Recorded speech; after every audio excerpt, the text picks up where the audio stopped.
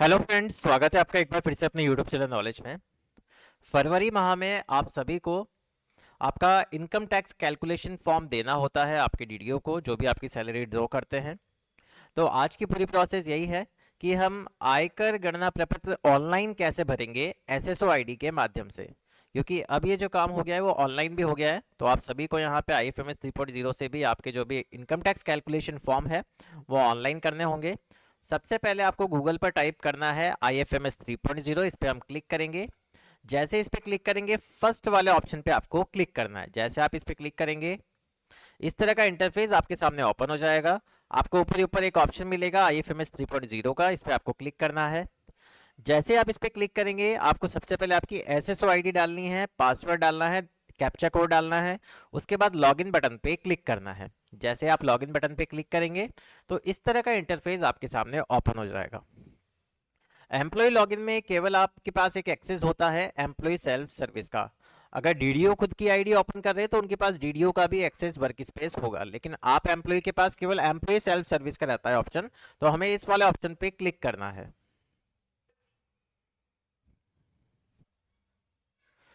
जैसे ही हम इस ऑप्शन पे क्लिक करेंगे तो हमारा जो भी IFMS 3.0 पे डेटा है वो हमारे सामने ओपन हो जाएगा। ओपन होने के बाद आपको ऊपर ही ऊपर एक ऑप्शन मिलता है टैक्सेस का, इस पे आपको क्लिक करना है। जैसे आप इस ऑप्शन पे क्लिक करेंगे एक और ऑप्शन मिलेगा RITMS का, इस पे आपको क्लिक करना है।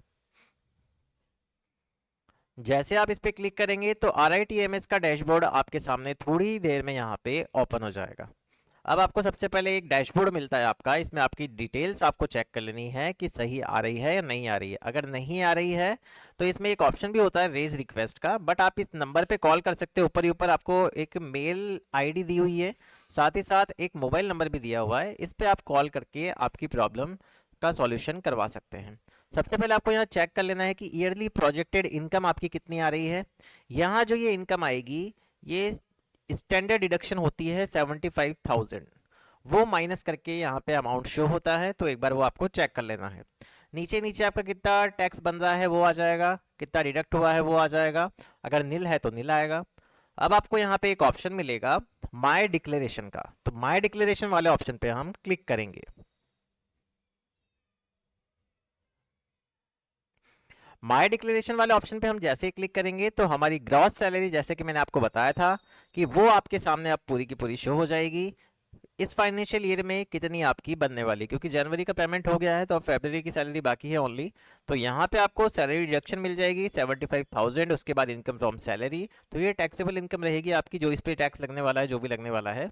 क्योंकि इस पे टैक्स इसलिए लगेगा, अगर आप न्यू टैक्स रिजाइम ऑप्ट करते हैं तो आपको किसी भी प्रकार की कोई डिडक्शन का फ़ायदा नहीं मिलता है। साथ ही साथ अगर आप ओल्ड टैक्स रिजिम में जाते हैं तो आपको नुकसान हो सकता है। तो यहाँ पे आप जो भी आपके अकॉर्डिंग आपको सही लगे, ओल्ड या न्यू, वो आपके अकॉर्डिंग देख लीजिए। यहाँ पे आपको एक ऑप्शन मिलेगा नीचे ही नीचे डिक्लेरेशन का, तो डिक्लेरेशन वाले ऑप्शन पे आपको क्लिक करना है। डिक्लेरेशन वाले ऑप्शन पे क्लिक करने के बाद आपके पास दो ऑप्शंस मिलते हैं आपको, न्यू एंड ओल्ड। तो न्यू एंड ओल्ड वाले ऑप्शन आपको मिलते हैं। तो आपको यहाँ पे अगर आप न्यू टैक्स रिजाइम में ही ऑप्ट करना चाहते हैं तो एनी इधर इनकम आपकी, अगर किसी प्रकार की कोई आपकी इनकम है तो वो आपको यहाँ पे डाल देनी है। जो भी आपकी इनकम है, मान लीजिए इनकम फ्रॉम हाउस प्रॉपर्टी है, आपकी कोई हाउस प्रॉपर्टी से इनकम हो रही हो, सेविंग अकाउंट पे कोई आपकी इनकम हो रही है तो आप यहाँ पे उसको मेंशन कर दीजिए। जैसे मैं यहाँ पे डाल देता हूँ, यहाँ पे मैंने सेविंग अकाउंट का इंटरेस्ट डाल दिया है। एनी अदर इनकम, कोई और इनकम भी है, एफडी से प्राप्त ब्याज है, तो वो भी आप यहाँ पे डाल सकते हैं आपके अकॉर्डिंग। जो भी आपकी एफडी का ब्याज बनता है लमसम आप डाल सकते हैं। बाद में फॉर्म 60 जब जब आपके जनरेट हो जाएंगे तब आप वहाँ पे जब आपका आईटीआर फिल करेंगे तो ऊपर ऊपर नीचे उसमें थोड़ा सा हो सकता है अमाउंट का, तो आप थोड़ा सा टैक्स अगर आपका बन रहा है तो आप ज़्यादा डिडक्ट करवा लीजिए उसे, 1,000-2,000 रुपये, अगर टैक्सेबल इनकम आपकी है तो। क्योंकि 12,75,000 तक अभी तक कोई टैक्स नहीं है न्यू टैक्स रिजाइम में। तो जो इनकी भी ये अभी इनकम आ रही है 12,75,000 तक की, वो न्यू टैक्स रिजाइम में ऑप्ट करे तो ज़्यादा बेटर रहेगा। इसके बाद एक और ऑप्शन मिलता है deduction of interest on housing loan. तो यहाँ पे आप डिडक्शन डाल सकते हैं interest payable paid to lender. यहाँ पे आपको यहाँ पे सारी जिसने आपने लोन लिया हुआ है वो डिटेल यहाँ पे डालनी होगी, बट यहाँ पे टैक्स रिजीम में हमें रिलीफ नहीं मिलता है तो इसको यहाँ पे रहने दीजिए। Monthly TDS to be deducted, कितना आपका टैक्स मंथली आप कटवाना चाहते हैं, मंथली अमाउंट, क्योंकि अब तो एक महीना ही बचा है, अगर आप इस फरवरी में यहाँ पे कोई अमाउंट नहीं डिडक्ट करवाना चाहते हैं तो यहाँ जीरो रहेगा।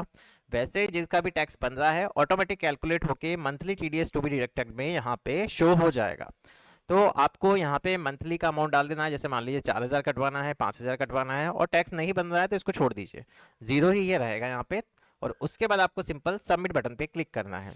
इनकेस आप ओल्ड डिज़ाइन में अगर यहाँ पे ऑप्ट करना चाहते हैं तो एनी अदर इनकम में हमने पहले इनकम डाल दी तो वो यहाँ शो हो गई। उसके बाद हाउस रेंट की यहाँ पे आपको मिल जाएगी डिडक्शन ऑफ हाउस रेंट, तो यहाँ पे आपको वो भी ले सकते हैं आप। लीव, ट्रैवल, कंसेशन और असिस्टेंट, बहुत सारे ऑप्शंस आपको दिए गए हैं, बट फिर भी आप देखेंगे कि जो न्यू और ओल्ड में आप कंपैरिजन देखेंगे तो monthly TDS to be deducted आप देख सकते हैं यहाँ ओल्ड टैक्स रिजिम में कितना टैक्स बन रहा है और न्यू टैक्स में जीरो टैक्स है। तो यहाँ पे 80C की रिबेट मिल जाएगी आपको, 80D की मिल जाएगी, 80G की मिल जाएगी। साथ ही साथ अगर आपका कोई हाउसिंग लोन चल रहा है उसकी आप रिबेट लेना चाहते हैं तो आपके ऊपर डिपेंड करता है, ज़्यादा अमाउंट का हो तब भी आप एक बार कंपैरिजन करेंगे तो आपको न्यू में ही बेनिफिट होगा। तो यहाँ पे हम वापस से न्यू टैक्स रिजिम को ही ऑप्ट करेंगे, साथ ही साथ सबमिट बटन पे क्लिक करेंगे। सबमिट बटन पे क्लिक करने के बाद आपका नेम आपको यहाँ पे एंटर करना है जो भी आपके आधार कार्ड में है, हम यहाँ पे मेंशन कर देंगे एक बार। इसके बाद हमें verify and e sign button पे क्लिक करना है।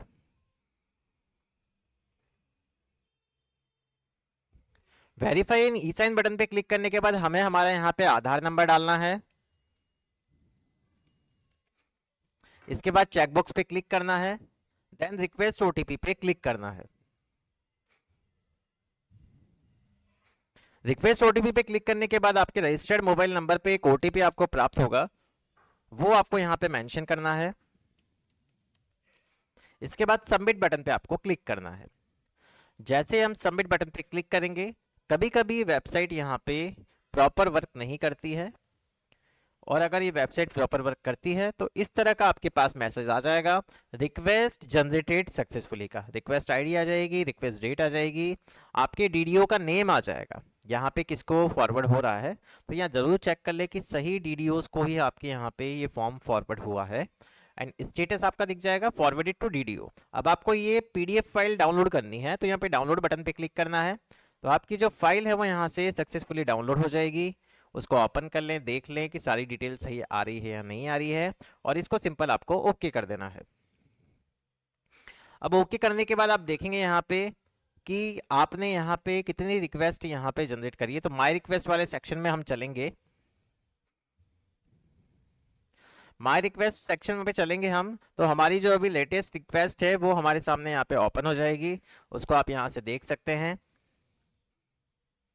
यहाँ पे आपके पास इसका ऑप्शन आ जाएगा, तो ये पूरी चीज़ आपके पास यहाँ पे शो हो जाएगी जो भी आपकी रिक्वेस्ट आपने जनरेट करी है।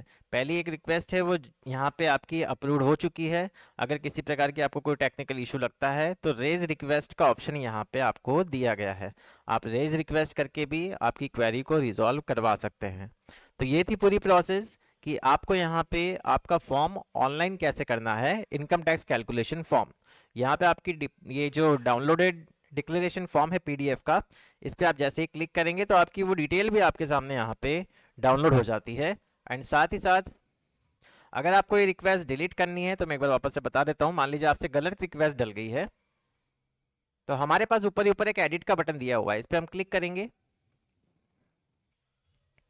क्लिक करने के बाद आपको यहाँ पे डिलीट रिक्वेस्ट का ऑप्शन मिलता है, तो आप इसको रिक्वेस्ट को डिलीट भी कर सकते हैं। अगर आपको लगता है कि गलती से हमसे ये फॉरवर्ड हो गया है, गलत फॉरवर्ड हो गई है, गलत डीडीओ को फॉरवर्ड हो गई है, या हमसे कोई अमाउंट रह गया है, तो ये डिलीट रिक्वेस्ट यहाँ से करके आप वापस से उसको जनरेट कर सकते हैं रिक्वेस्ट को, जैसे आपने पहले किया था। बट पहले वाली रिक्वेस्ट डिलीट करेंगे, देन दूसरी वाली रिक्वेस्ट हम डालेंगे। तो ये थी पूरी प्रोसेस कि हमें income tax calculation form SSO ID से कैसे ऑनलाइन करना है। अगर आपको वीडियो पसंद आया हो तो प्लीज़ चैनल को सबसे पहले सब्सक्राइब करें, एंड वीडियो को लाइक और शेयर करना ना भूलें। Thank you so much.